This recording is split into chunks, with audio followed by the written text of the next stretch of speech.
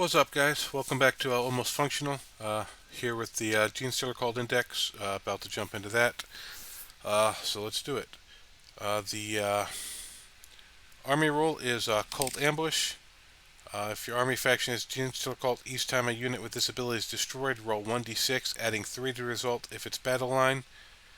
On a 4+, that unit is placed into Cult's Ambush, and you can place one Cult Ambush marker anywhere on the battlefield that is more than 9 inches horizontally away from all enemy units. If this is not possible, no marker is placed.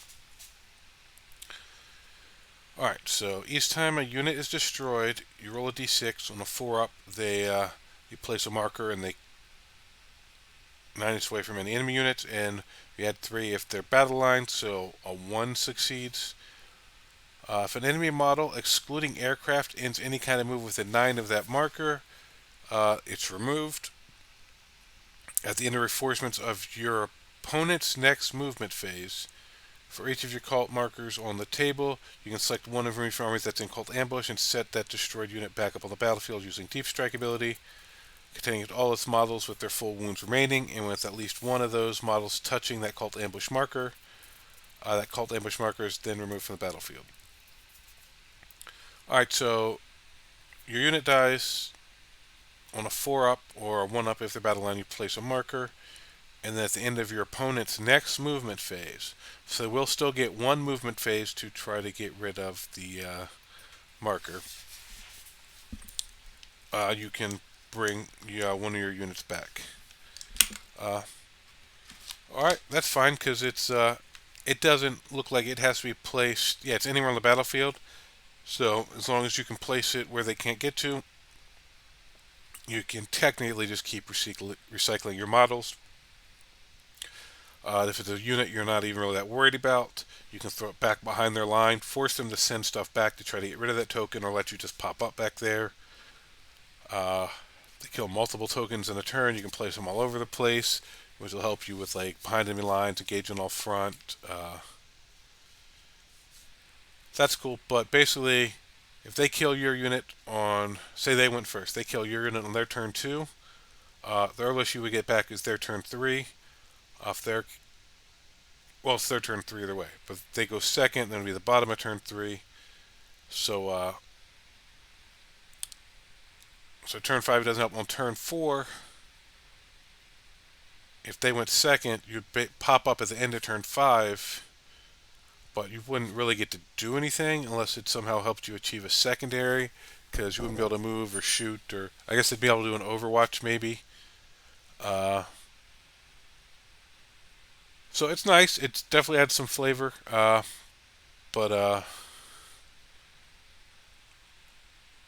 we'll see how difficult it does make to fight Genestealer Cult. Because if you're a slow army and you can't remove those tokens and they just keep bringing units back, that will be very difficult.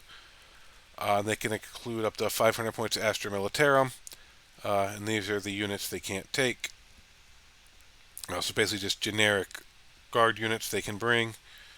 Then their detachment rule is they came below. Each time a Genestealer Cult unit from your army is set up on the battlefield as reinforcements until the end of your next fight phase, they have sustained hits and ignore cover. Does the cult ambush count as reserves? Let's see. Cult ambush marker, you place the cult ambush marker at the end of your movement phase for each cult battlefield. A unit from your cult ambush is set up, destroyed unit on the battlefield using the Deep Strike ability. I'm assuming the Deep Strike ability, I'll have to reread the Deep Strike ability, because if the units you bring back get this every time, that's really good. But it didn't on there say they count as reserves, but it said Deep Strike, so I have to relook at the Deep Strike rule in the core book. If it somehow mentions that Deep Strike is coming in from reserves, then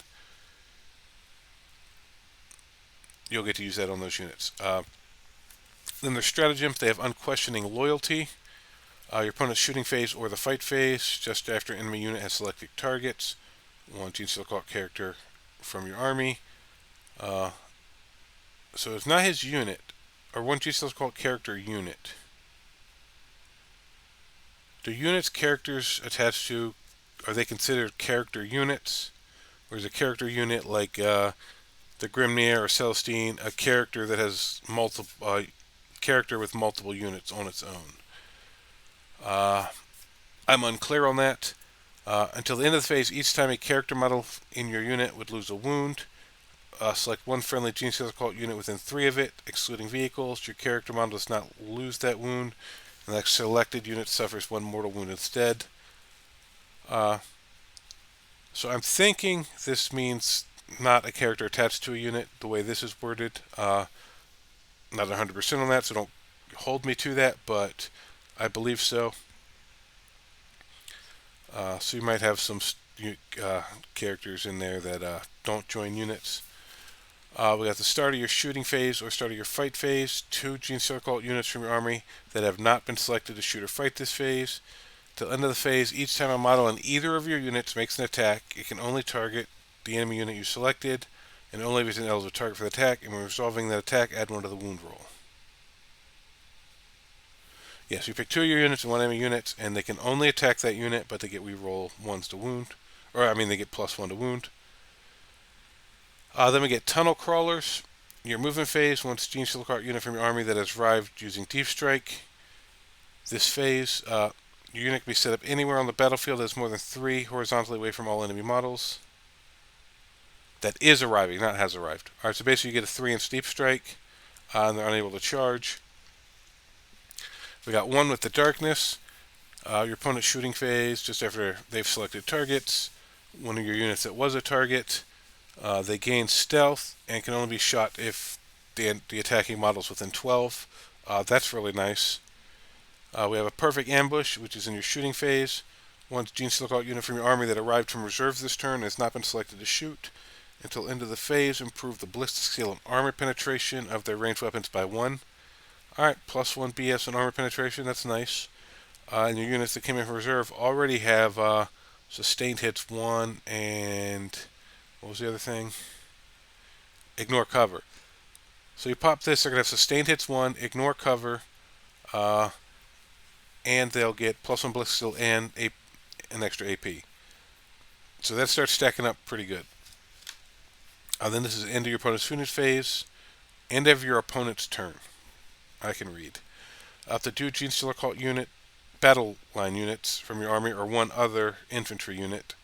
Remove them from the battlefield and place them into strategic reserve. The target unit must have the Deep Strike ability and cannot be within engagement range of enemy units when targeted. Alright, so the unit must have Deep Strike and they can't be in engagement range, but you can place units back in reserve. That's very useful. Then we got Prowling Adjutant. Once per turn, when an enemy unit ends a normal advance or fallback move within 9 inches of the bearer's unit, the bearer's unit is not within engagement range. They can make a normal move of up to D6. Oh, that's alright. I don't like it's only D6 because you could roll low on that. And then Genestealer Cult model only. Once per battle, just after your opponent uses a stratagem, the bearers on the battlefield use this ability. So this is their vect. They can increase the cost of one of your opponent's stratagems. Inscrutable Cunning. While the bearer is leading a unit, models in the unit have the Infiltrator's ability, and each time you select that unit as the target of a stratagem, on a 4+, you gain a CP. That's nice, depending on what you put it on, but giving units Infiltrate is always useful. And then while the bearer is leading a unit, you can target that unit with Heroic for 0 CP, even if it's already been used. That's another good unit, another good enhancement. This one, just because it's a random D6, I'm not as big on. These are all pretty decent. Then we got the data sheets. They start with the Aberrance, which are T63 wounds. They have a heavy improvised weapon, or as it's known, the stop sign. 5 attack, strength 6, 2 damage. A heavy power weapon is 3 attack, strength 8, -2, 3 damage. And then their Hypermorph Tails, which are extra attacks, 1 attack, strength 5, 1 damage. They have a 4-up Feel No Pain. They do have the Cult Ambush ability, so if they die, 50-50 chance they get to place a token and possibly come back. They have Hulking Bodyguards. While a character is leading this unit, each time an attack targets this unit, if the strength is greater than their toughness, it's -1 to wound. Alright, so anything toughness 7 or higher that hits this unit is going to be -1 to wound against them. You can take 5 to 10. The Abominant is T6, 5 wounds. He's got the Power Sledgehammer, which is 3 attacks, Strength 12, Neg 2, D6 plus 1 damage. So not a lot of attacks, but it does hit hard. He has a 4-up Feel No Pain. While he's leading a unit, their melee weapons get sustained hits 1, which he's probably leaving the Aberrance, so then they're all going to get that. That's nice. Regenerating Gene Mass. First time this model is destroyed, roll a d6. At the end of the phase, on a 2-up, set it back up as close as possible with its full wounds remaining. That's really nice. So you kill him and his unit. He rolls a 2-up, he comes back. They're called so you could possibly get both back, although he won't be attached to them at that point, but that is really nice. And yep, he only joins Aberrance. We got the Ridge Runners here, T7, 8 wounds, OC3. Achilles Missile Launcher is 3 shots, Strength 9, Neg 2, 3 damage. Heavy Mining Laser is Blast, D3 shots, Strength 12, Neg 3, D6 plus 1. A Heavy Mortar is Blast, Indirect Fire, D6 plus 3, Strength 6, AP 0 or 1 damage. And the Twin Heavy Stubber is Twin Linked Rapid Fire 3, 3 shots, Strength 4, 1 damage. And his Ridge Runner Wheels are Strength 5, 1 damage. He scouts 9 inches. He has a Crossfire. Each time this unit has shot, select one enemy unit that was hit by one or more of the attacks made by this unit this phase. Until the end of the phase, each time a friendly Genestealer Cult unit makes an attack that targets that unit, improve the AP by 1. The same unit can only be affected by this once per phase, so you can't stack neg 1s on them. Excuse me. We got the Flare Launcher, which gives him smoke. Spotter, which gives him Ballistic Seal 3+. And then Survey Auger. Each time the bear's unit has shot, select one enemy unit that was hit by one or more attacks. Until the end of the phase, Genestealer Cult units can ignore cover against them. Alright, so that's nice. So he can potentially raise the AP and turn the cover off against one unit. 1 to 2 man units. Then we got the Hybrids, which are T4, 1 wound, OC2. They have Demolition Charges, Assault, Blast, Hazardous, 1 shot. 6-inch range, D6 plus 3, Strength 12, Neg 2, 2 damage. This is a solid profile, but it is a one-shot thing. They get a Hand Flamer, which is only Strength 3. Cult Claws and Knife, Strength 4, Neg 1, 1 damage. Heavy Mining Tool is Strength 10, Neg 2, 3 damage. And then Leader's Cult Weapon, Strength 5, Neg 2, 1 damage.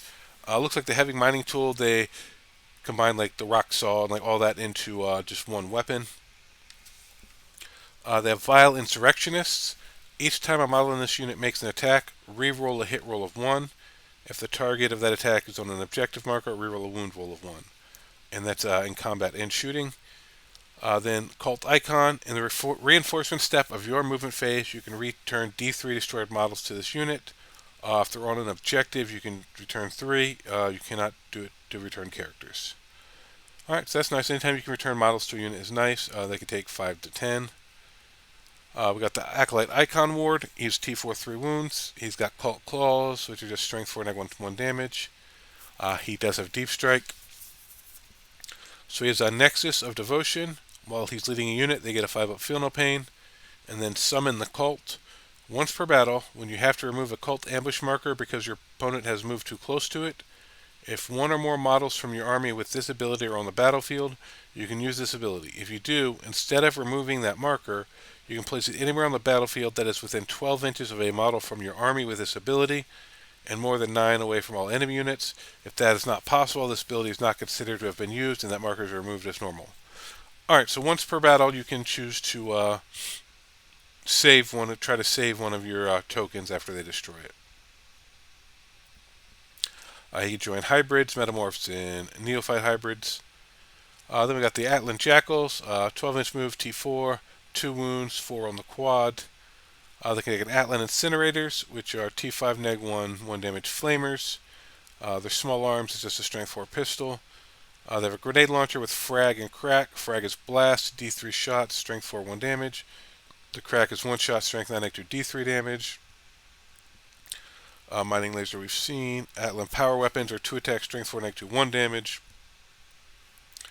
I do not see the demo charges here.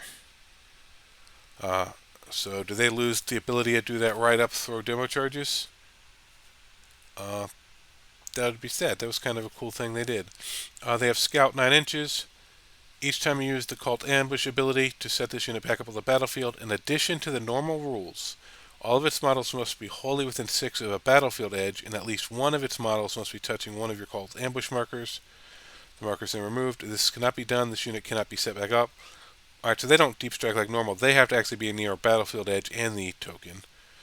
Demolition Run. Each time this unit ends a normal move, you can select one enemy unit within 6 of and visible to this unit. Roll 1d6 for each model in this unit, and on 4 up, the enemy unit suffers 1 mortal wound. Alright, so basically they get to do this instead of demo charges. If they run up on someone, they can do mortals, and they can do this every turn potentially. Although, a lot of times, once they get that close to the enemy, unless there's a unit out by itself, they won't survive. They normally die fairly easily. So they can take 4 to 8 jackals and 1 to 2 quads. Can only contain 2 quads if it also contains 8 jackals. Alright, and then the Biophages is T33 wounds. He's got Chemical Vials, which are anti-infantry 2, 1 attack, strength 1, neg 1, 2 damage. Then an Injector Goad is also anti-infantry 2, 1 attack, strength 2, AP 0, D3 damage. So not a lot of attacks, but if they hit, they'll probably normally wound. If he's leading a unit, that unit gets lethal hits.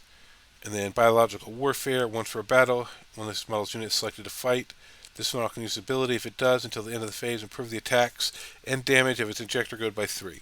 Alright, so once per battle, this will become 4 attacks at D3 plus 3. And anti-infantry 2 still, so he'll be really good in that one phase. Otherwise, he's just buffing the unit. If he has a familiar, once per battle, when the bear's unit is selected to fight, the bear can use the Alchemist familiar. If it does, until the end of the phase, melee weapons equipped by models in that unit have anti-infantry 2. Oh, so he can give whoever he's with anti-infantry 2 once a game if he takes the familiar. That's really nice. Oh, he can join Aberrance, acolyte hybrids, hybrid metamorphs, or neophyte hybrids. Alright, depending on his points, I mean, he doesn't do much here on his own, but he makes everything else a lot better, so that's pretty cool. The Clemavis is T33 wounds. Nothing special weapon-wise. He's got Voice of New Truths. Well, the enemy unit is within 12 of this model. Subtract 1 from battle shock tasks taken for that unit, and if it fails the battle shock, it takes a mortal wound.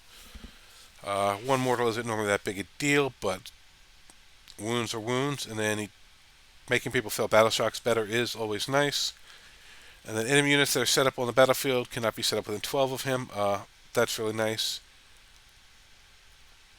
He can join acolyte hybrids, metamorphs, or neophyte hybrids. Then we got the Rock Grinder, T10, 10 wounds, OC3. He's got a Clearance Incinerator, which is a 2d6, strength 6, neg 1, 1 damage flamer. Demolition Charge Cast is Assault, Blast Hazardous, d6 plus 3, strength 12, neg 2, 2 damage, but only 6-inch range. Having Minor Laser Heavy Seismic Cannon is Rapid Fire 2, strength 4 attack, strength 8, neg 2, d3 damage. And then he gets a Drill Dozer Blade, which is sustained hits 1. 6 attack, strength 10, neg 2, 2 damage. He has a firing deck of 6. And Grinding Clearance. Each time this model ends a charge move, select one enemy unit with engagement range. Roll 66. For each 4 up, the enemy unit suffers a mortal wound. So that's a nice little transport with some decent shooting and the potential to do mortals. Then we got the Goliath Truck, T9, 10 wounds, OC2. He's got the same demo charge cast. He's got a twin autocannon, which is twin linked, 2 shots, strength 9, neg 1, 3 damage. And then his Goliath wheels are strength 6, 1 damage. He has a firing deck of 12. Then in your shooting phase, after this model's shot, select one enemy unit, score a hit against until the end of the phase. Each time a friendly unit that got out of this transport this turn can reroll the wound roll. Alright, and then he can carry 12 Genestealer Cult Infantries, and he cannot carry a patriarch. And here are the Metamorphs. They're a T4, 1 wound. They're Offensive Hand Flamer. Leader Cult Weapon is Strength 5, neg 1, 2 damage. And then their mutations have a Strike and a Sweep. So Strike is 3 attack, Strength 5, neg 1, 2 damage. And the Sweep is 5 attack, Strength 4, neg 1, 1 damage. That's decent. They have Scout 6. They have Savage Amalgam. Each time a model in this unit is destroyed by a melee attack, if the model does not fought this phase, you roll a d6. On a 3-up, they fight. Alright, so they got a 3-up fight on death. And they can take an icon, which we saw before. It just lets them just return models to unit and just flat 3 if they're on an objective. They can be taken in 5 to 10 man units. We got the Jackal Alphys. He's T4, 4 wounds. He's got the Cult Sniper Rifle, which is heavy precision. 1 shot, strength 5, -2, 3 damage. So just 1 sniper shot from him. He's Scout 9 inches. Priority target. Each time this model makes an attack with its sniper rifle that targets an enemy unit, if it scores a hit until the end of the phase, each time another Genestealer Cult model from your army makes a ranged attack that targets that unit, reroll 1s to hit. Alright, so he just shoots something and then gives reroll hits to the rest of your army. Reroll hits of 1. The Master Outrider in your shooting phase, after this model's unit has shot, if it is not within engagement range of any enemy units, that unit can make a normal move up to 6 as a free movement phase, and then can't charge. Then he can join Jackals. Alright, so after he shoots, he can make one of your Jackal units move. That's really nice. We got the Metamorphs, T33 wounds. He has the Liberator auto stubs, devastating wounds, pistol, precision, sustained hits D3, 6 attack, strength 5, 1 damage. He's a lone operative. He cometh the hour, cometh the hero. When this model is set up using the Deep Strike ability, if it is set up within 3 horizontally of a friendly Genestealer Cult battle line unit, it can be set up anywhere on the battlefield that is more than 3 inches horizontally away from all enemy models. But if it is set up within 9 inches horizontally of an enemy unit, it's not able to declare a charge this turn. Alright, so you can drop within 3 of an enemy unit as long as you're within 3 of a battle line, but you can't charge.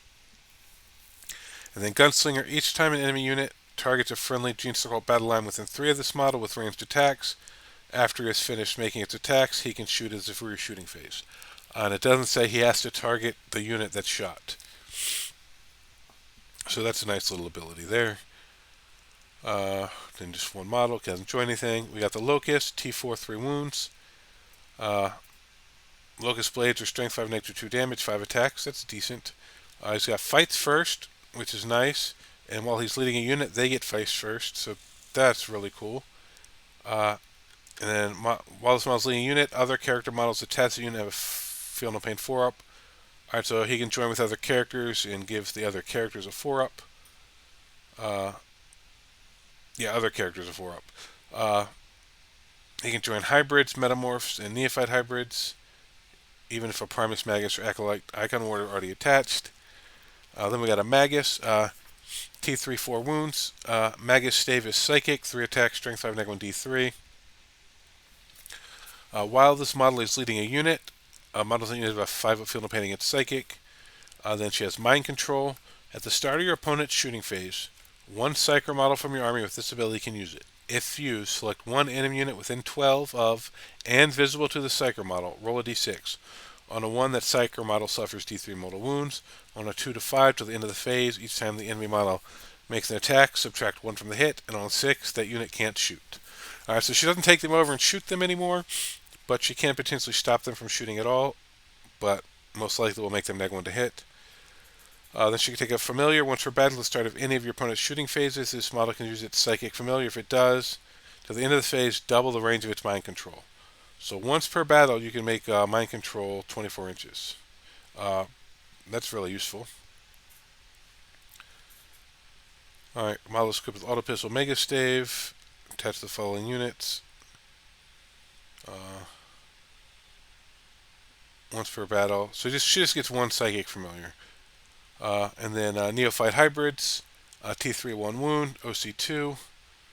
They get a Hybrid Firearm, which is 1 attack, strength 3.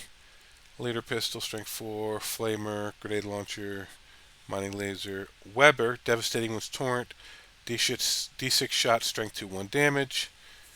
Nothing else there. Planned iterations in the making.